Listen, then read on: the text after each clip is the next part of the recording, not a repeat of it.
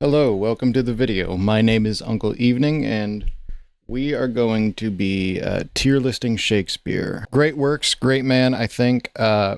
We love his plays. We love a lot of things about him, even though they get very tragic and dark, and the stuff we're going to be talking about today to a lesser extent, because some of it can't even be probably talked about on YouTube. To be going into a tier list of what I believe to be his greatest villains. With that, we're going to begin and open up probably with Hamlet. To also make a quick disclosure or a statement, I'm not going to be talking about the full play. I'm going to be talking about more of the plot points of these villains and rank them on a scale that I developed that is completely biased in what I think is the most evil and like least evil. So you have S like up here, which is like they are a pure psychopath. They have no remorse whatsoever.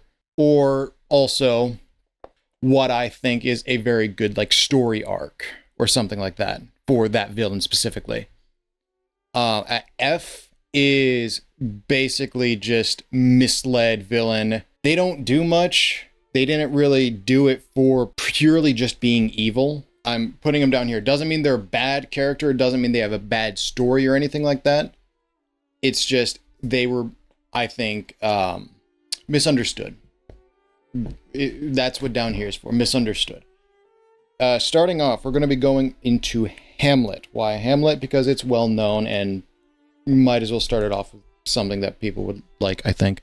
We're going to be talking about Claudius. Claudius was the uncle of Hamlet, who starting off pretty strong. He murdered Hamlet's father, took the crown by marrying Hamlet's mother, so he becomes father uncle or something like that. Some play on of words you could put there. And then Hamlet the fatherless just is like, I think you did something to my father. By the way, the way he killed the father Hamlet, if you will, is by throwing poison down his ear. Not like a knife through the head or something. Like what makes you think of just throwing poison down the ear? Like, how do you come to that conclusion that that's how you're going to kill someone? And while he was sleeping too, in most depictions, it looks like in the middle of like a nature preserve that they have, or like a little garden that he has. And then obviously, common villain thing, why he did all this: power, money, Hamlet's mom. So we're going to skip ahead a little bit because I don't have time to talk about every single plot point of this play. We're moving ahead a bit when Hamlet decides to make a play that depicts his father's death by, poisoning the ear, because for some reason Hamlet got this revelation from his father, a ghost father, that, hey, Claudius isn't what he seems. He's going to probably try to kill you. He killed me. He poisoned my ear or something. So Hamlet takes this information, depicts it in a stage performance, a play within a play, if you will. All this because he's trying to get a little rile out of Claudius. He gets that little upsetty spaghetti from Claudius. Claudius flees and runs to another room to pray. Hamlet finds him, debates about killing him, doesn't because he thinks he's praying and will be sent to heaven. Claudius, on the other hand, is what I think to actually be remorseful of what he's done. I don't know the exact mind of Claudius, but he ends off with, I feel like I can't be redeemed, in a sense, for what he's done, and then continues to be more villainous. Things seem kind of chill for a little while. Cut ahead a little bit. So Hamlet's talking to his mom and hears a little noise, gets paranoid, stabs at the noise, or the noise that was behind a curtain specifically, finds out it was Polonius. Polonius is the father of Hamlet's girlfriend. So this happens. Claudius ships Hamlet off to England, and upon arrival, he has an order set to kill him on sight. He survives this, starts heading back, and then a messenger comes to Claudius saying Hamlet's back on his way home. So with this information, Claudius tries to think of more precise ways to kill Hamlet. So Claudius talks to Laertes, who is the son of Polonius, who Hamlet's girlfriend's dad or something, whose Laertes is really, really ticked that Hamlet has killed his father.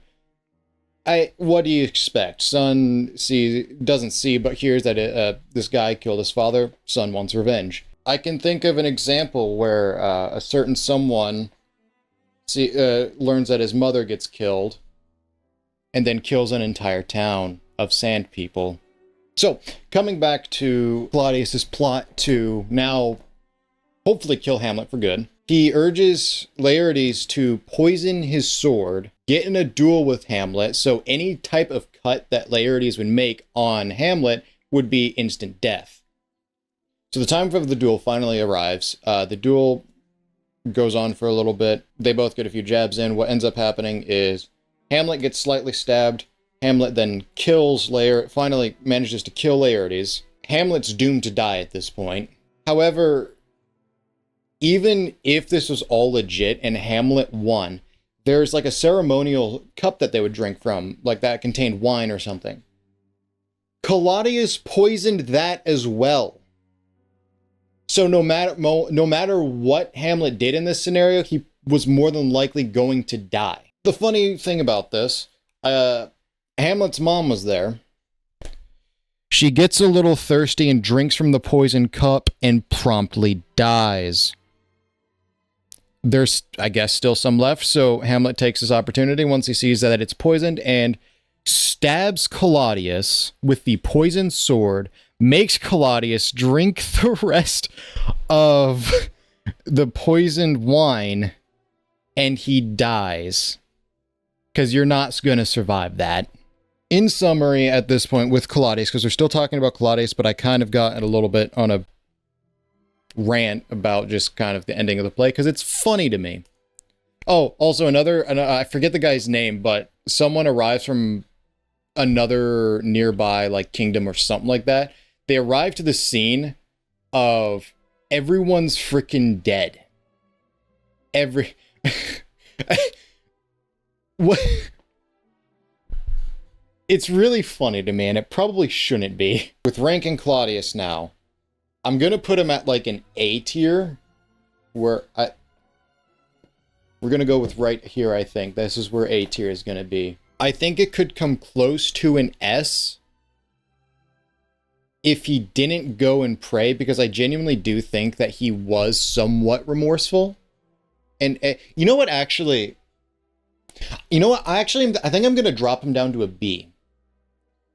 Mostly because in comparison to other people that are coming up, I kind of realize now. So I'm keeping him at A tier because I messed up the chart. Because he married Hamlet's mom, and that's kind of a vile sin in my eyes. We're still going to be talking about Hamlet. There's still another villain I would consider in this play, and that's Hamlet himself. It's like, okay... But why would you throw Hamlet up here? He's kind of like the protagonist of the story. Yeah, he's the protagonist who also does a lot of stupid stuff along the way. Like, oh, I just wanted a revenge for my father. Well, along the frickin' way, you killed a couple different people. Starting off, he seems fine for any kid who just lost his father and then slowly not really trusting his uncle. Because his uncle, married his mom and now is king. Forget what exactly he was doing at the time. But what happens is his father, Ghost Father Hamlet, if you will, begins to speak to Hamlet, the now fatherless, but now he has a ghost daddy. It's like, hey, Hamlet, Claudius killed me. Go get revenge, please. And then Hamlet's like, sir, yes, sir, I will do your bidding, even though I'm probably going to get more people along the way killed. So, skipping ahead to the main plot point of where I think the villainy of Hamlet is what I've already stated is the killing of Polonius out of paranoia, because he was just talking to his mom and thought Claudius was peering in on his conversation with his mom, But no, it's just Polonius being an eavesdropper or something like that. So he kills Polonius. Ophelia, his girlfriend at the time, goes completely insane because of this. Like, unhinged type of insane. There was this, I think, I might be thinking of a different, no, I think this is it. But there's a point in which she arrives at a meeting and just starts dancing and, like, singing her heart out. Kind of like David and Samuel when he's, like, dancing with all of his might. Ophelia goes entirely mad to the point of, oh, hey, I'm going to, like, climb a tree and, quote unquote, accidentally fall into the river and drown myself. Hamlet's mom also, I think, then sees this, and that, I think, is why she's just kind of done with everything later on and then drinks from the poisoned cup. I also don't think she realized that it was a poisoned cup. Oh, and then here's something else. He also then sends 2 of his friends to the gallows and kills them because they were, quote-unquote, spying on him. They were still your friends to a certain extent. Yeah, they were spying on you, but in also Claudius' perspective, Hamlet's just gone entirely mad. And I want to point out of why I would rank him as a villain is because through the course of this whole thing, in a indirect way, he causes the entirety of his love interest's family to die. He kills Polonius. He sends his girlfriend into absolute madness and then drowning herself. Then to get in a duel with her brother Laertes. In some depictions, it shows Laertes just kind of getting absolutely just destroyed by Hamlet. One of them, and the one that I was like doing most of my research on or with, is he gets thrown off a balcony after being stabbed. From this, he then finally kills Claudius in a freaking vile way almost by stabbing him with the poison blade, making him drink the poison. In the same depiction that I was just talking about with Laertes, he throws he cuts down a chandelier and slams it into Claudius. This depiction is just like really interesting to me because of how it just depicts in a way the madness of Hamlet at this time to the point of absolute brutality against these people who are trying to now harm him. And just the madness that Claudius saw earlier on in him. I don't know. It's just interesting. We are going to put Hamlet at like, I might already be changing my mind. No, a higher C for villainy because of just the crap he does is just very anti-hero. He's not really a hero of this story. There's really no heroes because everyone dies in the end. It's kind of just sad.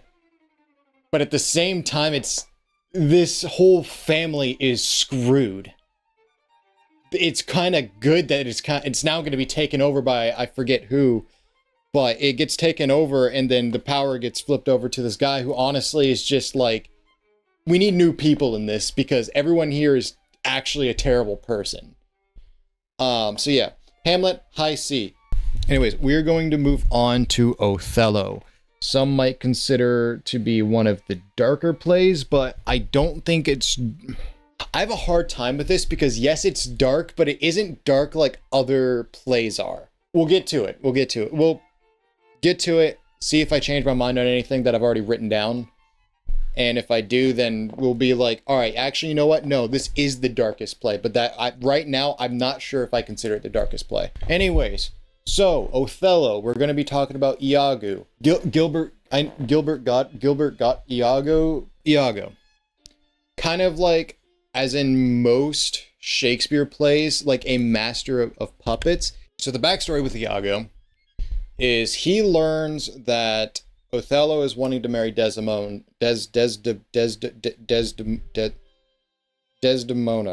I think. And he goes to tell her father, I forget what position her father has, but I know it was like a royalty-esque or something had to have to do with the king of that era. So he goes and tells her father. The father is not happy about this at all, because a little bit more backstory with Othello.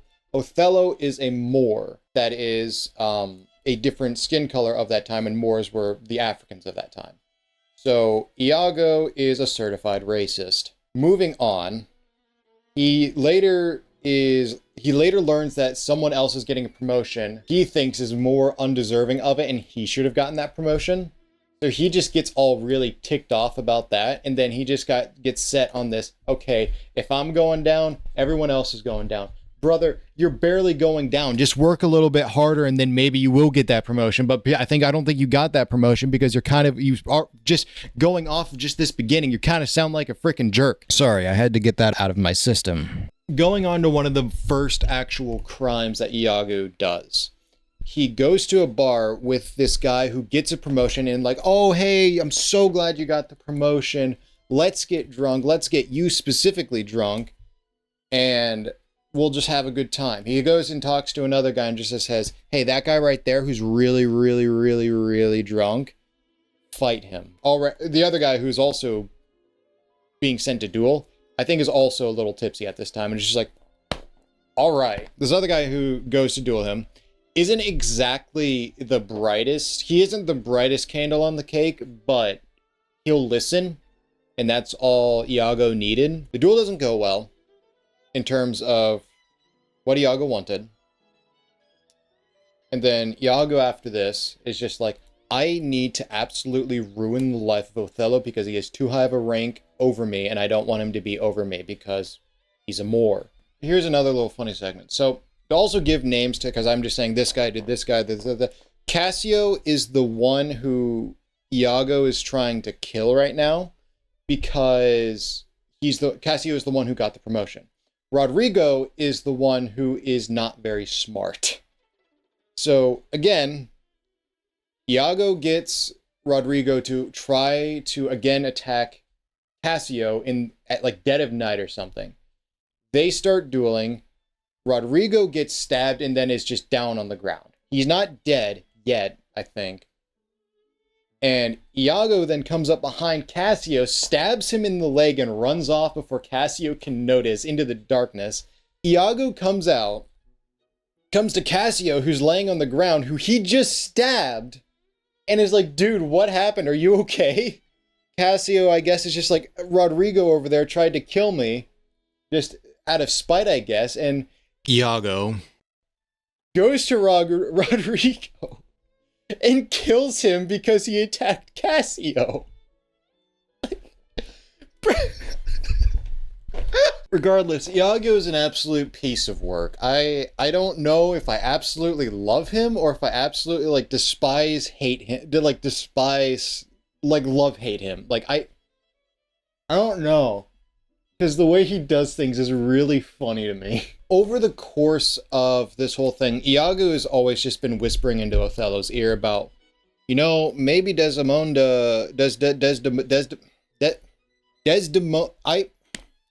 Othello's fiance, and trying to convince Othello that she is cheating on him. Othello isn't convinced for a while because he surely believes that Desdemona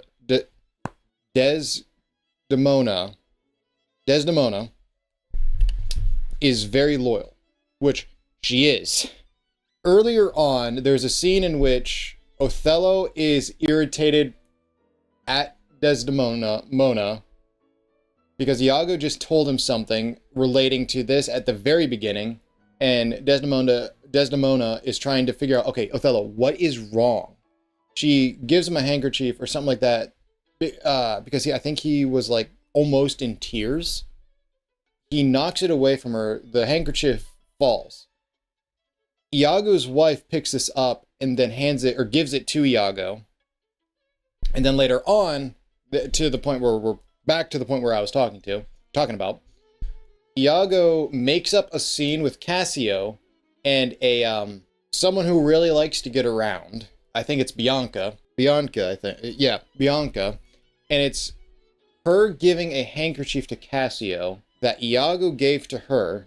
Othello sees this, not knowing Iago gave it to her, and Othello sees this as a sure sign that Desdemona is cheating on Othello.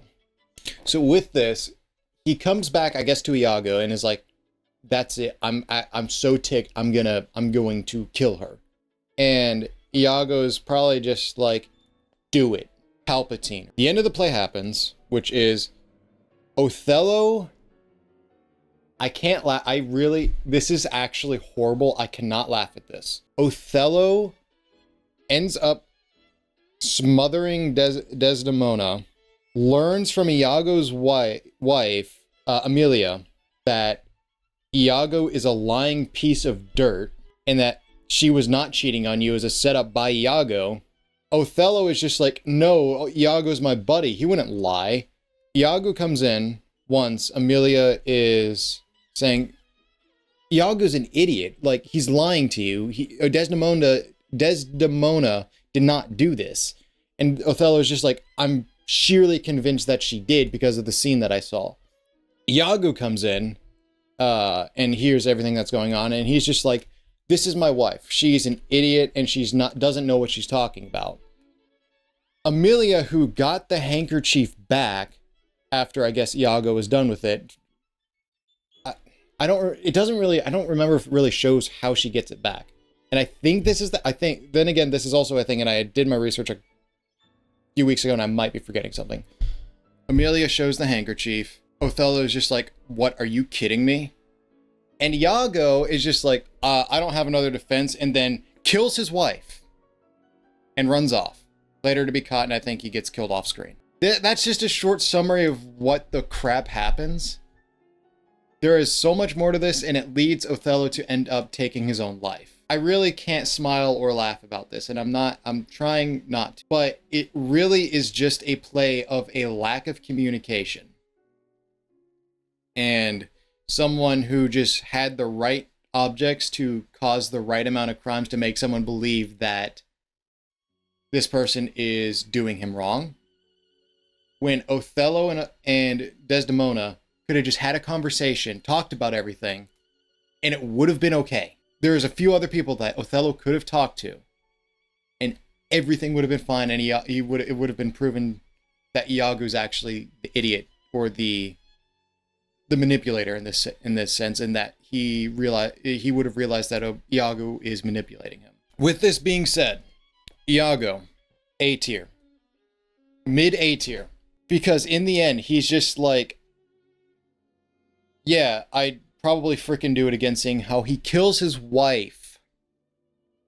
What kind of a man does that? He's not even he's not a man.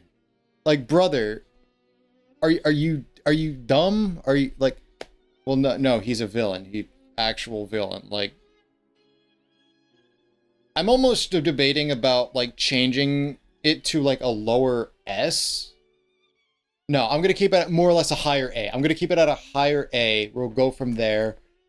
And if again, same thing as I think I've mentioned before, I might change my mind because this is my tier list and I can do what I want. Now, next we get into King Lear. The villain we're going to be talking about in King Lear is Edmund, son, or I think a illegitimate son or something like that, who is basically wanting to usurp the throne. Starting off, it's another one of those stories where he just uses manipulation tactics, has a story of, oh, this person hurt me, oh, this person didn't give me a promotion, another story of just blah, blah, blah, blah, blah, someone hurt me, blah, blah, blah, blah, blah, blah, Iago moment. Edmund manages to find random bits and pieces of evidence that have nothing to do with what he makes him out to be. So, like, for example, he gets cut on accident, or I think he either cuts himself or gets cut on accident while he was with his brother, or his brother fled. He cut himself and said, hey, my brother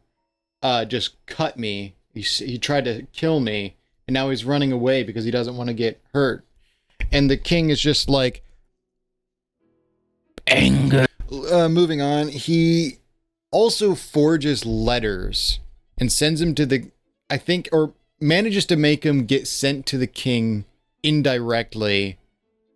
And those letters were making it look like Edgar, his brother, is wanting to kill the king.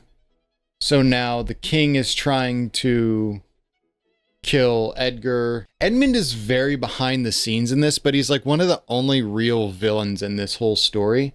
But what ends up happening is that he gathers an army together to go to war against the castle after his father, Lear, goes freaking mad and is kind of like becomes all like hippie-ish and is like out in the woods and will just magically appear whenever, I guess, Shakespeare needed him there. So he's going to war with a castle that has basically no king because he was Lear was trying to retire, and he just distributes his land to his daughters. They have this meeting in the middle of nowhere, and Edgar arrives while Edmund is there, and they're like, hey, we should duel and have a fight to the death and see who really can take over the throne. So they have this fight. Edgar manages to fatally wound Edmund, and Edgar is fine. I think he's the only one who lives with this story. I think. I don't remember. But Edmund in his final dying breaths is just like, hey, so while I was a somewhat leader, I was going to have King Lear and his youngest daughter, who is the purest out of the other daughters he had, because she was the only one that actually cared for her father, while her other two sisters said they care for him, but they were faking it because they wanted his money, I guess. He was going to have, again, King Lear and his youngest daughter put to death. So he tells them this to tell Edgar to go save both of them. A little bit later, King Lear comes walking in with his daughter, who is now dead. He's carrying her in, if you can't connect the dots there. So, in the end, it's another Hamlet story where practically everyone dies. It has some hope because I think Edgar goes on to take the throne, or I think it's suggested that's what happens. I also might be entirely wrong about that, and that's just a theory, a game theory, if you will. To put it very bluntly, he enjoys stirring the pot of a dysfunctional family. And boy, he puts everyone at odds and he kind of just hates his family, even though he's also technically like the stepbrother out of them all. I don't know rightly where to put Edmund, because he doesn't really directly kill anyone. He more or less indirectly kills people. And there really isn't, like... He tries to redeem himself in the end. I wrote him out as I wanted to put him at like a low B, but I think I'm actually going to put him at like a low C. Because I honestly, like... Why was I thinking B? I don't know. He's going to be low C. Basically on par with Hamlet to a certain extent, but we're moving on. Okay, so I don't know if there is a villain that pars with this one that I'm about to talk about. So we're going into Titus and Andronicus. I hope I pronounced that correctly. And there is a main villain, which is kind of shown to be like the main villain, which is Tamora, I think. But there's technically a henchman or sideman who is far more evil. Tamora is just like, oh, Titus killed my son, I need revenge, and then proceeds to not really be there and has this one villain do everything for her, essentially, even though he enjoys doing it. And the person we're going to be talking about is the absolute freaking legend, my boy Aaron. I'm going to say Aaron because that joke is probably going to be really stupid. I never thought that there'd be a guy named Aaron in a Shakespeare play, to be blatantly honest with you. Starting off, Aaron has an affair with Tamora. This will show up later, and I will be coming back to this point later. So that happens, but that's very in the background. It's like you start off somewhat knowing this, and then convinces Tamora to marry in to become emperor, marry the emperor to become empress.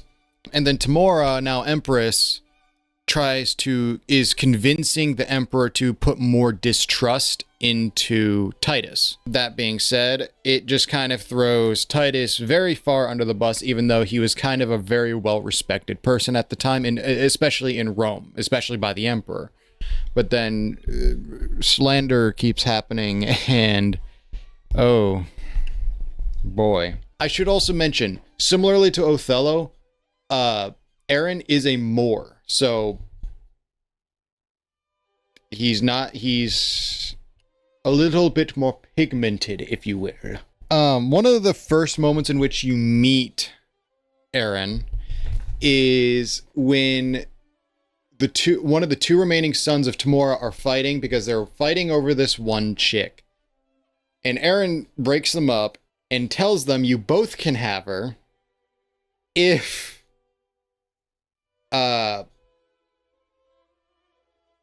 you make her boyfriend swim with the fishes,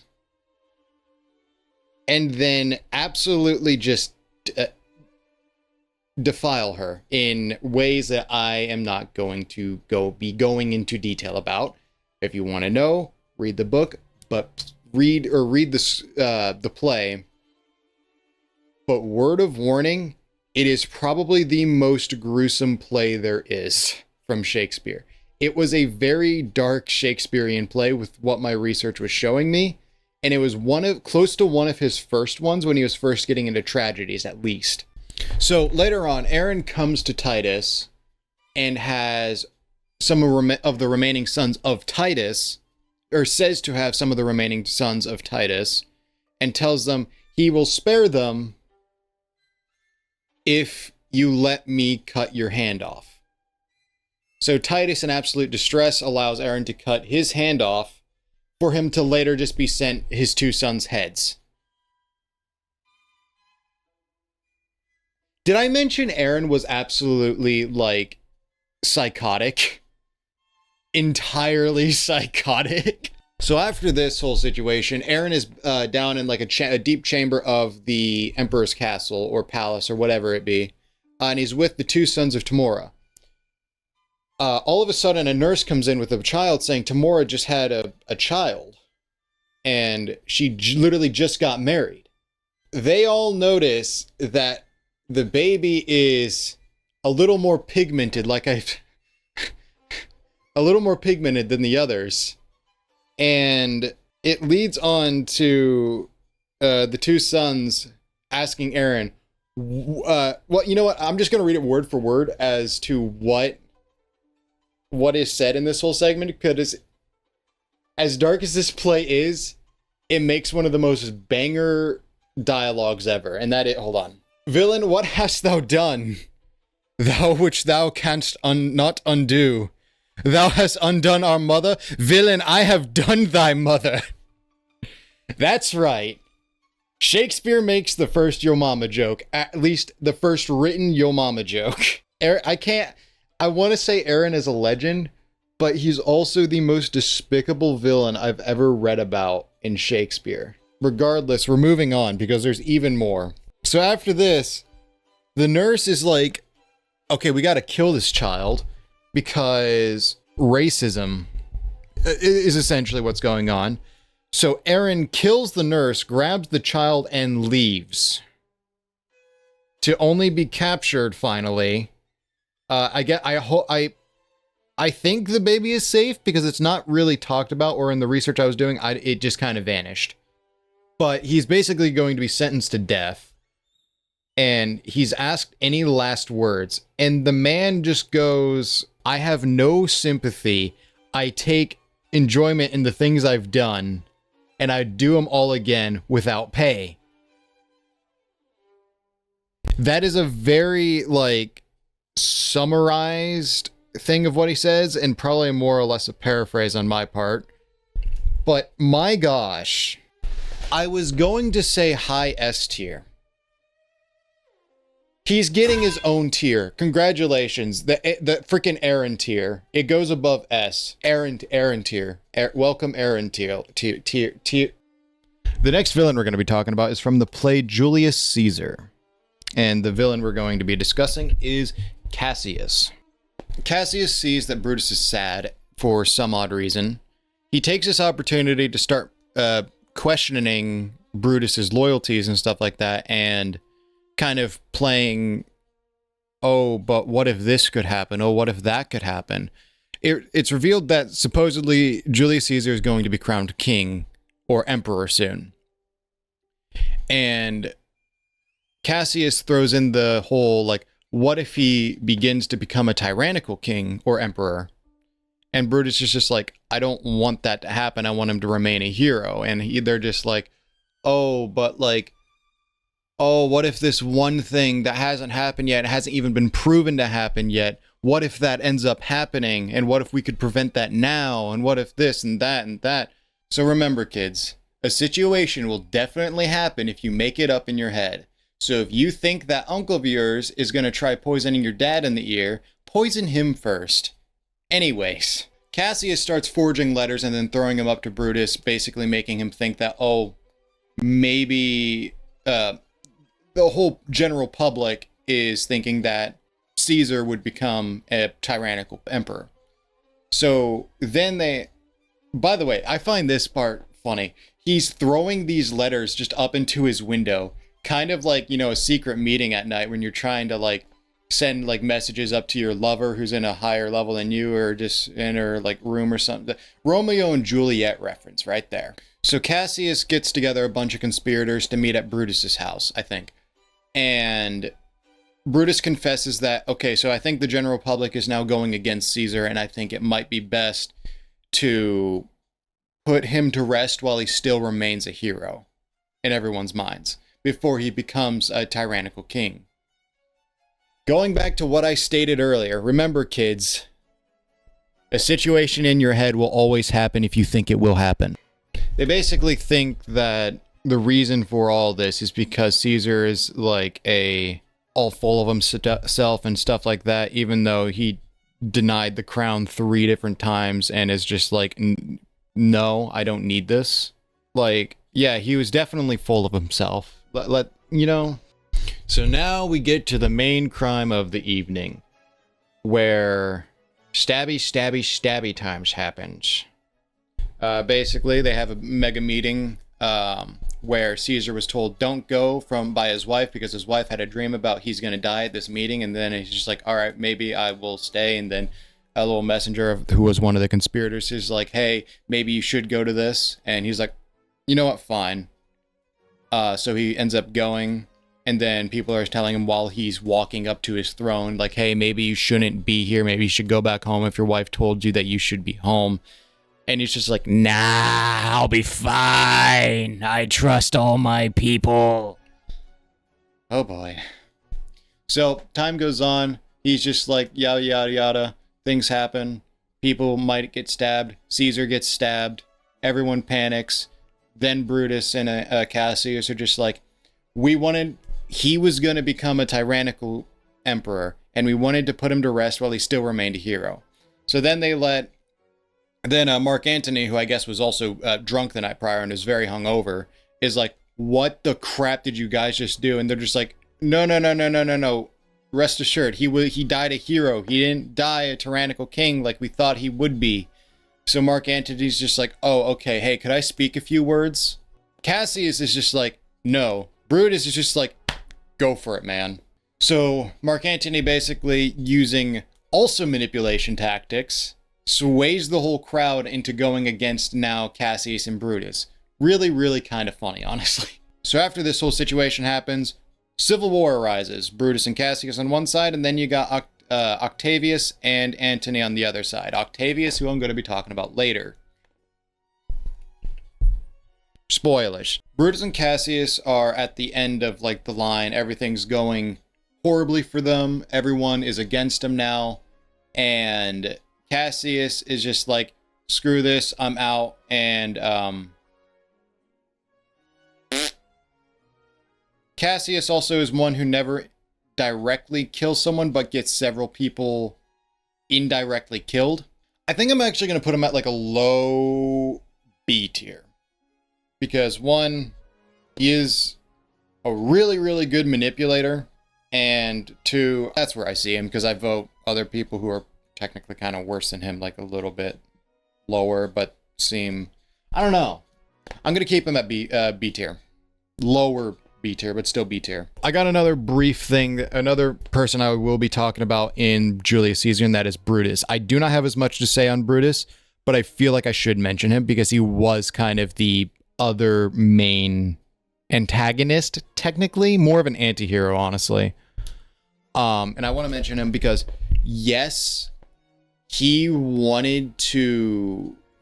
did assist in killing Caesar, and he did do a bunch of stuff, but he was doing it in the honor of Caesar to keep him a hero instead of watching him become a tyrannical emperor. And I would see this as, I think his thought process behind all of this was just flawed, thinking he was doing this for the betterment of the emperor that he genuinely does love.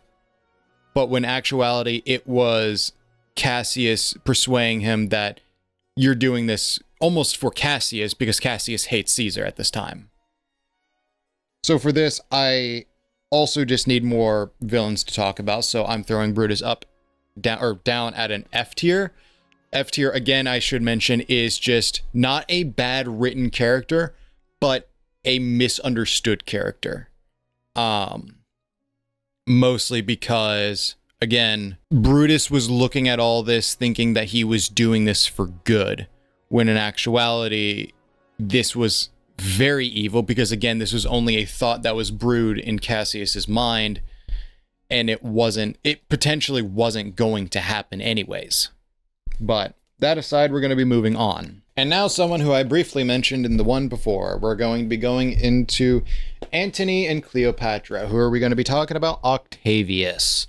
Why? Because for some reason he's deemed the villain in this one.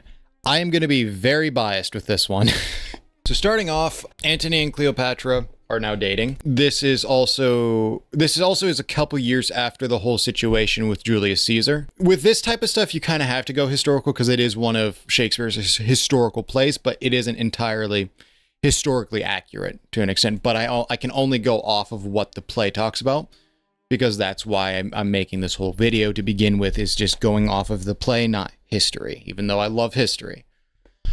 But essentially, Antony starts dating Cleopatra and now is just not almost wanting to be involved with Rome, but still going back occasionally and this, that, and the other.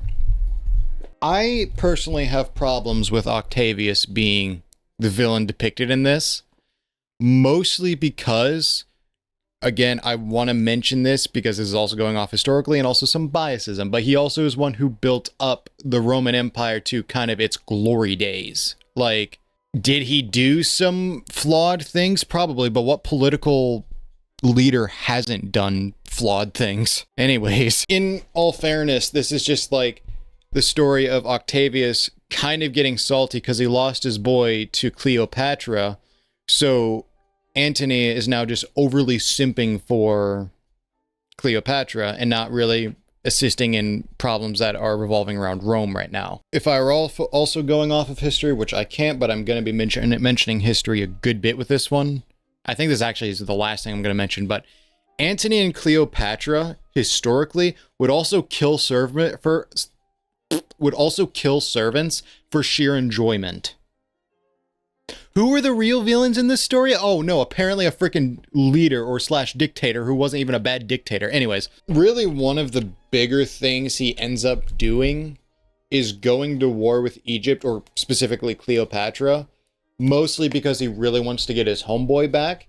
Antony is kind of fighting on the side of Cleopatra in this case, but he's also like, he can just hop on either side and no one would try to kill him is the issue. I'm probably going to be missing a few more key points in this, but also I was being very biased when I read this because I had just gone over Julius Caesar, and Octavius was kind of like the hero in that for finally bringing in legions of armies to assist into retaking Rome, who had just been taken over by Brutus and Cassius. And I'm really like sympathizing with him because he was a really good guy in that, technically. I know this is mostly supposed to be on Octavius. However, I also want to mention that Cleopatra, as depicted in this play specifically, and I'm not going historically now, this is in the play, she is very manipulative and very over-the-top dramatic. If you ask me, she definitely manipulated Antony to kind of go against Rome. Also, to mention more on Cleopatra, she also despises Caesar at this time. So it would make sense for her to put Antony and Caesar at odds. Yeah, that just makes sense to me. Anyways, we're going back to Octavius very briefly, and this is just to rank him now. I'm putting him at F because all of this was just to regain a homeboy. If your bro decided to like ditch you, even though you guys have known each other for years, and then all of a sudden this one chick comes around and is just like, oh, all lovey-dovey with him, and this also manipulates him to turn against you, wouldn't you be a little salty as well? Yeah, he's going to F. Also, I'm the thought that I had earlier, going off of this, I'm putting Cleopatra at a C tier. I was not going to rank Cleopatra initially, but now after thinking about it and kind of getting upset with how this play turns out, yeah, I'm putting her at a C tier. I don't like Cleopatra that much. Oh boy, oh boy, oh boy, this is where the video turns into 5 hours, because the next play we're going to be talking about is Macbeth, and Macbeth is my personal favorite Shakespearean play, but almost anyone who studies Shakespeare, it's almost always their favorite play, because, you know, what you gonna do? You got a standard good guy turned bad story. You have Macbeth, who is very noble and very well respected by the king, to the extent of, well, you know, we're going to get to that in a little bit. He was getting back from a battle, and he's with his friend Banquo. I love Banquo. He's a good man. But then all of a sudden, whoosh, three witches are just like, hey, here's a prophecy. You're going to be Thane of Cawdor here soon, and then king hereafter. This reminds me of a story of a little boy who is given a prophecy that he's the chosen one, and then flips that on its head. But then in the end, it's still shown to be true that he was the chosen one and not his son. He was still the chosen one. Thank you, Anakin Skywalker. I love you. I simp for you every night. Beth and Banquo kind of like turn to each other and are just like, prophecies, am I right? They never get proven to be true. Until Ross and another feller come on by and are just like, hey, you're gonna be Thane of Cawdor. And Macbeth is just like, what? I am? I wasn't definitely just told by this that I was going to be Thane of Cawdor. So when he starts this monologue, you really see the cogs moving in his head. This is where you can slowly see where this whole play is going to be going, and he's just going to go into a full descent of madness. I love Shakespeare so much, dude. Macbeth finally makes his way back to his house. Well, actually, no. He goes back to the king. The king is then he gets a whole welcome wagon in, but then the king goes into another statement of, hey, my son Malcolm is going to take over the throne when I am gone. Macbeth, hearing this, is just like,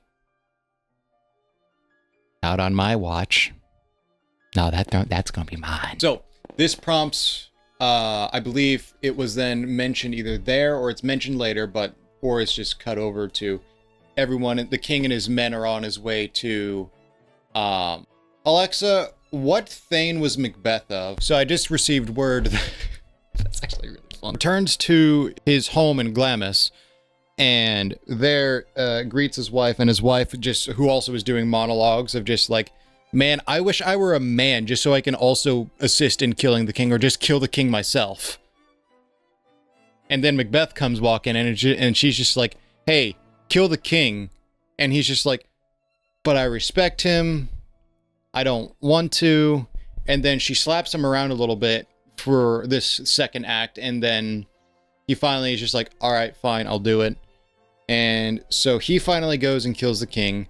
He comes back. He comes back to his wife with the daggers all bloodied up and everything, because he apparently doesn't know how to hide evidence. She takes him back. comes back and it's just like, my hands are now of your color. And then things happen. Bell alarm gets rose. There's a funny drunk porter, actually, before all that. The funny drunk porter lets in a few fellas. Them fellas are told to go see the king. King's dead, and everything gets derailed. So, upon hearing that their father is dead, Malcolm and... I forget his brother's name. So Malcolm and the other son of Duncan flee to both Ireland and England. Malcolm to England. And then, yeah, anyways. So, with this knowledge that everyone now knows, they just decide, oh, hey, let's just give kingship to Macbeth. More prophecies unfolding. How interesting. So upon being crowned king, he has a banquet of sorts in almost, I think, in honor of his now kingship. Before this, he sends men to go kill Banquo and his son Fleance, because Banquo, I should also have mentioned earlier, was also given a prophecy by the witches of that he will not himself be king, but his sons will be kings. Banquo gets shanked a lot. Fleance flees and manages to escape, even though there are like four murderers there. Could have easily chased after a kid. He was a kid. Like, he's not gonna outrun a full-grown adult, too, at that. So at this banquet, they have an empty seat, and it's like, oh, but where's our fellow Banquo? And Macbeth is just like, oh. So banquet goes on, everyone's feasting and being merry, and then all of a sudden, boo, Banquo, the ghost, shows up, and it's just like, oh, why did you kill me? Or something like that. And Macbeth just goes into a full-on rage. Like, you know what, just because I want to, I'm gonna be playing, there's gonna be a clip back here from my favorite performance of this whole scene, and I'm just gonna play that, and you can watch that real quick. The fit is momentary. Upon a thought he will again be well. If much you note him, you will offend him and extend his passion. Are you a man? I and a bold one that dare look on that, which might appall the devil. Proper stuff. This is the very painting of your fear. This is the air-drawn dagger which you said led you to Duncan. Oh, these flaws and starts. Impostors to true fear would well become a woman's story at a winter's fire authorized by her grandam. Shame itself! Why do you make such faces? When all's done, you look but on a stool. Behold! Look!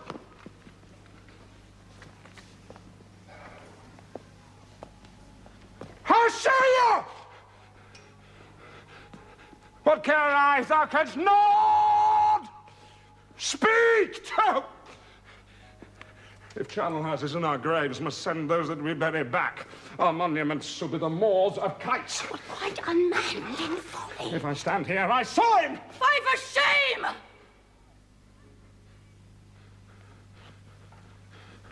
The time has been that when the brains were out, the man would die. And there an end, but now they rise again with 20 mortal murders on their crowns and push us from our stools. This is more strange than such a murder is. My worthy lord, your noble friends do lack you. I do forget.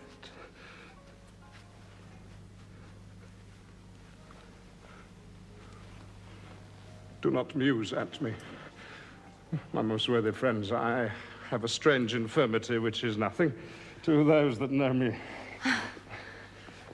Come, love and health to all. Then I'll sit. Give me some wine. Fill full. I drink to the general joy of the whole table and to our dear friend Banquo, whom we miss, would he were here. To all and him, we thirst.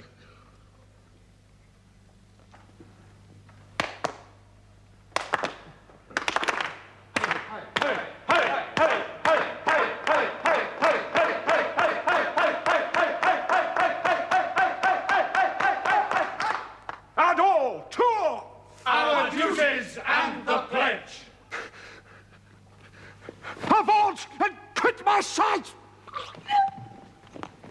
Let the earth hide thee.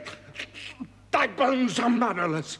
Thy blood is cold. Thou hast no speculation in those eyes which thou dost glare with. Think of this, good Piers, but as a thing of custom, 'tis no other. Only it spoils pleasure of the time. What man dare I dare approach thou like the rugged Russian bear, the armed rhinoceros, the Heckin tiger? Take any shape but this, and my firm nerves will never tremble or be alive again, and dare me to the desert with thy sword, if trembling I inhabit, then protest with the baby of a girl. Hence, horrible shadow, and real mockery, hence.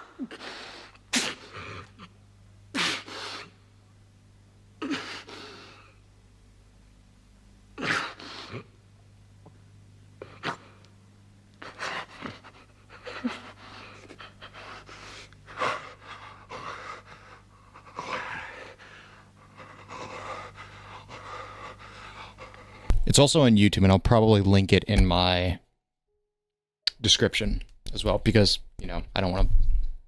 I think it's copyright free, but whatever. But yeah, in summary, Banquo is just like, bro, why? And Macbeth is just like, fight me, bro. After this, Macbeth, really wanting to secure the deal that he's going to be permanently king, goes back to the witches and just says, hey, I need a new prophecy. And they're just like, no.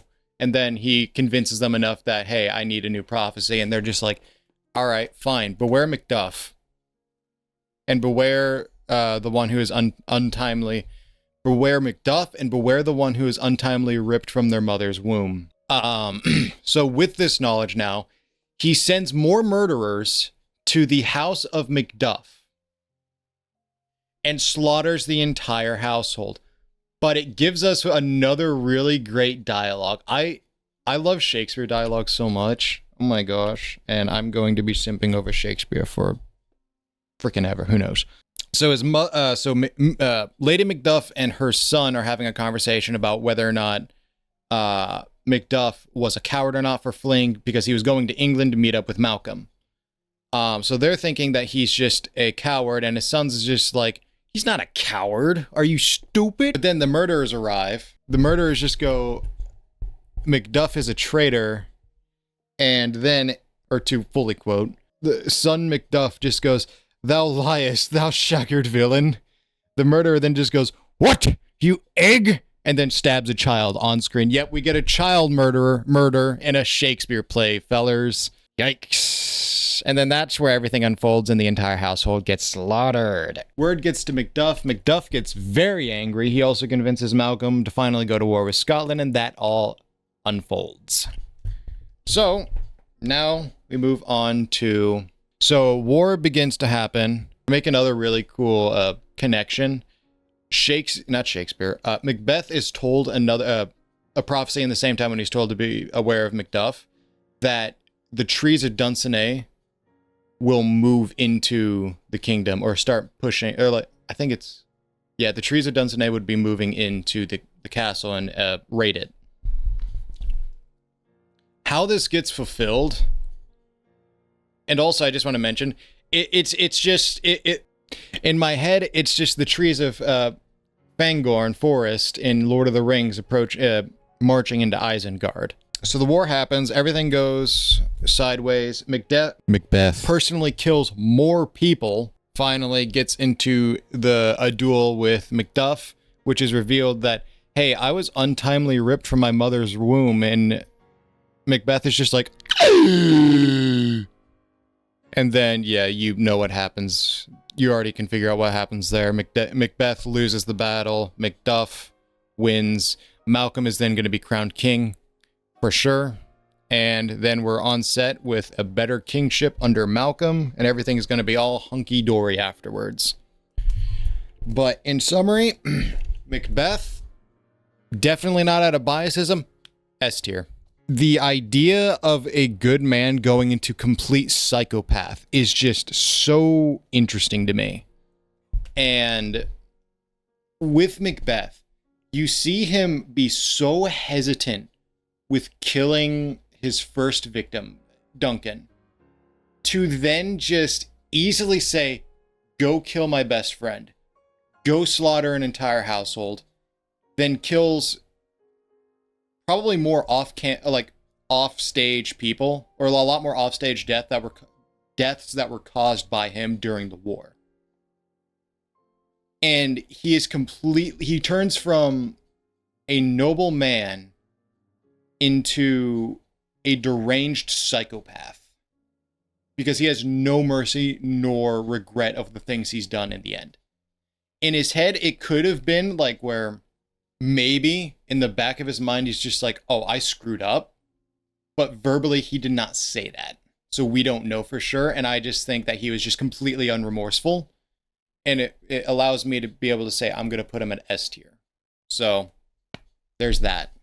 I don't think I have anything else for this video, but I hope you enjoyed it. This is just kind of also a demo run of like my first video on this channel. So I'm just really kind of playing with like what's this saying? Testing the waters right now with this and how well this could turn out. I'm not sure. If you enjoyed it thus far, I thank you for making it this far, unless you used a timestamp and just cut ahead. Cheater. But yeah, that's about it. Thanks for watching this far.